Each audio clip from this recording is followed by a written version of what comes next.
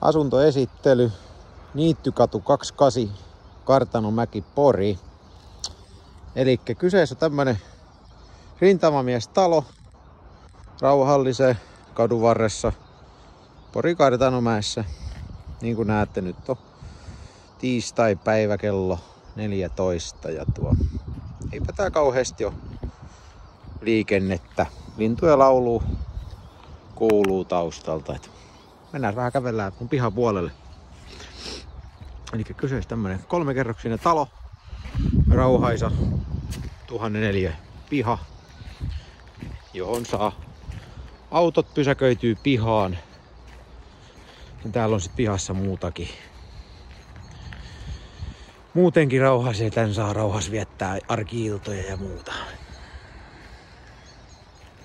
Löytyy metsäalue tosta, lenkkipolut ynnä muuta ja pystyy rauhoittumaan hyvin.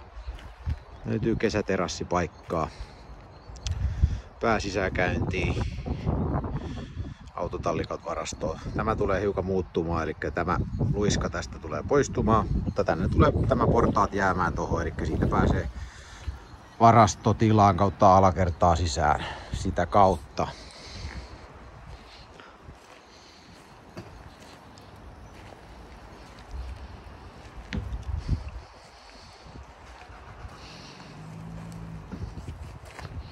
Täällä vähän tilaa. Tämä nykyinen kissa-aitaus tulos purkuu tässä. Se on ties päässä, mutta täältä löytyy myös lisätilaa. Löytyy vähän pihakeinua, hiekkalaatikkoa lapsille, pihavajaa. Mennään kattoo sisälle sitten, että mitä sieltä löydetään. Eli tästä päästään sisälle.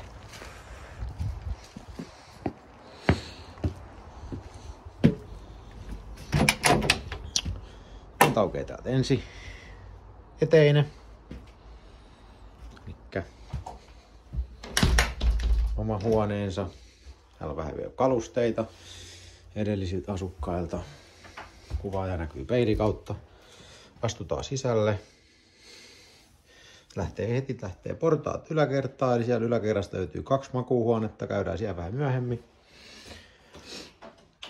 Täältä heti oikeat löytyy juuri remontoitu keittiö. Eli täältä löytyy modernit kalusteet, astiapesukone, rosterinen allas. Toiselta puolelta löytyy erillisuuni, integroitu mikro, liesituuletin. Se on tällä hetkellä vielä korjauksessa, mutta se laitetaan kuntoon. Typaistolevy, ikkuna, eli hyvä tila. Ruokapöydälle mahtuu ruokailemaan itse keittiössä. Täällä on jääkaappi, erillinen jääkaappi ja pakastin. Täältä astutaan sitten yhteen huoneeseen. Valoisat huoneet. Nyt nähdään keskipäivällä, meillä ei ole lainkaan valoja päällä. Eli täällä pärjää hyvin ilman valojakin. Löytyy kaapistot tavaroille. Ja koska kyseessä on rintamamiestalo, niin nämä on hyvin tämmöisiä perinteisiä, eli pystyy niin sanotusti läpi talon kulkemaan. Talosta löytyy sekä että tässä keskikerroksessa löytyy ilmalämpöpumput tuolta. Ja niillä saa sitten lämmityskustannuksia talvella pienennettyä, ja jos kesällä tulee kuuma, niin pystyy viilennystä sitä kautta. Täältä heti tultiin takaisin tähän pääkäytävään. Katsotaan, löytyy WC-tilat täältä. Ja täältä löytyy tämmöiset asialliset WC-tilat, laatutettu lattia, WC-pytty, pesuallas. Ei mitään ylimääräistä. Täältä löytyy pienet kaapistot, mihin saa tavaraa sitten säilytettyä. Näin. Ja peili vielä löytyy. Täältä meillä löytyy vielä kaappitilaa. Tästä meillä menee myös ovi alakertaan. Käydään siellä hetken päästä. Nyt suunnataan ton yläkertaan. Täältä löytyy valoisa porrashuone. Täältä.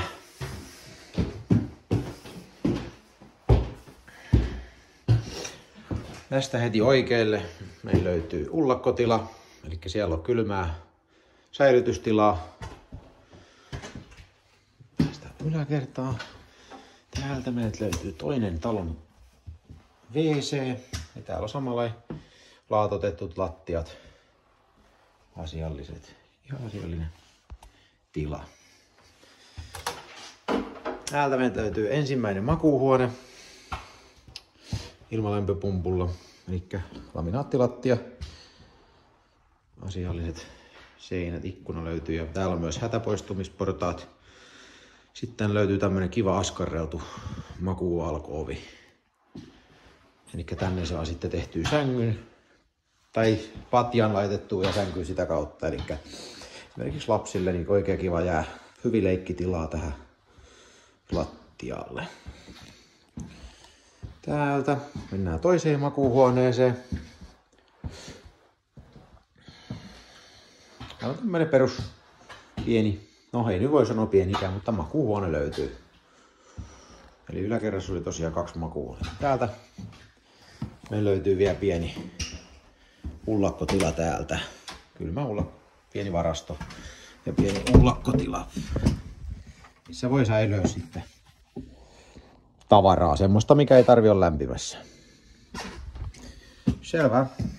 No niin, sit lähdetään vielä tänne alakertaan. Mennään katsomaan nämä tilat. Täällähän on nyt kuvausajankohtana.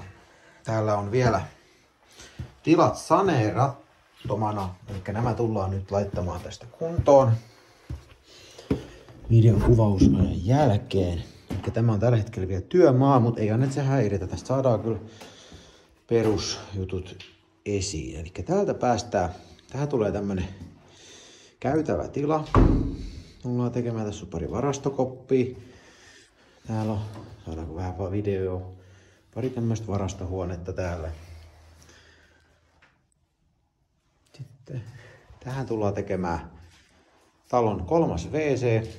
Eli tähän tulee ihan uusittu WC-tilat. Täältä tullaan sitten siirrytään tulevaan kodinhoitohuoneeseen.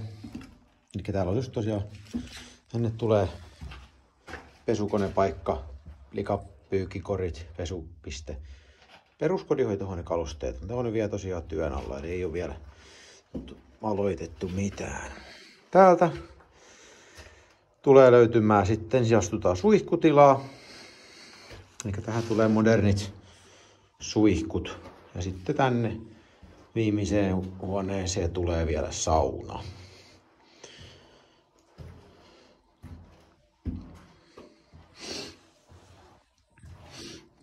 Eli tämmöinen kokonaisuus tänne sitten muodostuu.